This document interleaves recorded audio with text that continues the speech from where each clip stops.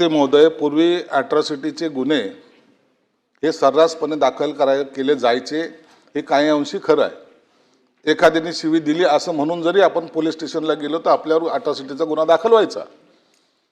आता गुन्हा दाखल केला की तातडीने आरोपीला 24 तासाच्या आत अटक झाली पाहिजे असं सुद्धा पूर्वी नियम होता आणि त्या पद्धतीने अटक काही लोकांना केली जायची।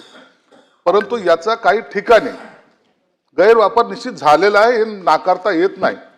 म्हणून आता शासनाने त्या कायद्यामध्ये जो काही बदल केलेला आहे त्या बदलामध्ये काय सांगितलंय की तुम्हाला तुमचा एफआयआर नोंदवता येईल, परंतु अटक करण्यापूर्वी जो आयओ असेल तो आयओ तो त्याची खात्री करेल। आता एफआयआर नोंद झाला, आयओने खात्री केली, त्याला पोलीस स्टेशनमध्ये त्याला तातडीनं त्याचा जर तो चुकीचा गुन्हा दाखल केला असेल तर पोलीस स्टेशनला तातडीने तुम्हाला तो 169 ज्याला काय आपण म्हणतो, कलम 169च मला वाटतं त्याचं, तर ते समरी तो ती समरी तो पोलीस स्टेशनमध्ये सुद्धा देतो आणि त्याच्यानंतर पहिली जी काही कोर्टामध्ये जेव्हा प्रकरण येतं त्या टायमाला ती समरी त्याला जावल्या जाते आणि ती केस विड्रॉ होते। परंतु माझं तर त्याच्याही पुढे जाऊन सांगणं आहे की असे चुकीचे गुन्हे कुणावर दाखल होऊ नये। अन्याय झाला असेल तर निश्चित झाला पाहिजे, त्याच्यावर गुन्हा दाखल झालाच पाहिजे। परंतु जर कोणी असं करत असेल तर त्याला सुद्धा काय कायद्यामध्ये काय करता येईल का यावर शासन सुद्धा निर्णय घेईल। परंतु आता तातडीने अटक करण्याची जी काही पूर्वीची काय पद्धत होती ती आता थांबलेली आहे। त्याचा मला वाटतं आता समाजामध्ये हे जे काही अॅट्रॉसिटीचे गुन्ह्याचे प्रमाण त्याच्यामुळे कमी।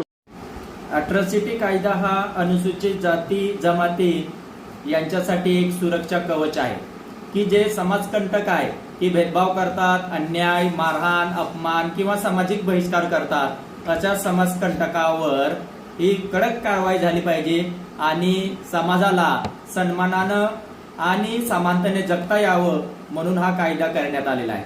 परंतु सामाजिक न्याय मंत्री यांनी एक चुकीचे वक्तव्य केलं की या अॅट्रॉसिटी कायद्याचा हा गैरवापर होतो आणि खोट्या अॅट्रॉसिटीचे गुन्हे दाखल होतात। हे त्यांचे वक्तव्य म्हणजे एक राजकीय दबावाखाली केलेलं एक वक्तव्य आहे। या वक्तव्याचा आम्ही बिरसा आर्मी संघटनेमार्फत जाहीर निषेध नोंदवतो की अनेक वेळा अन्यायग्रस्तांना न्याय मिळण्याऐवजी राजकीय दबावाखाली हे गुन्हेगारालाच पोलिसांचं सहकार्य मिळतं आणि आता जर समजा की एफआयआर दाखल झाल्यानंतर अगोदर चौकशी होईल आणि त्याच्यानंतर गुन्हेगाराला अटक होणे म्हणजे एक पद्धतीनं कायदा कमकुवत करण्याचं हे वक्तव्य आहे आणि गुन्हेगाराला कोणताही धाक नसणार यासाठी असं वक्तव्य करणं हे अतिशय दुर्दैव आहे।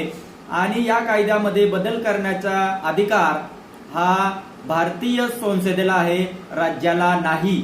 आणि यासाठी हे जे न्यायमंत्री यांनी जे वक्तव्य केलं आहे हे वक्तव्य तात्काळ मागे घ्यावं, अन्यथा महाराष्ट्रभर तीव्र आंदोलन केलं जाईल।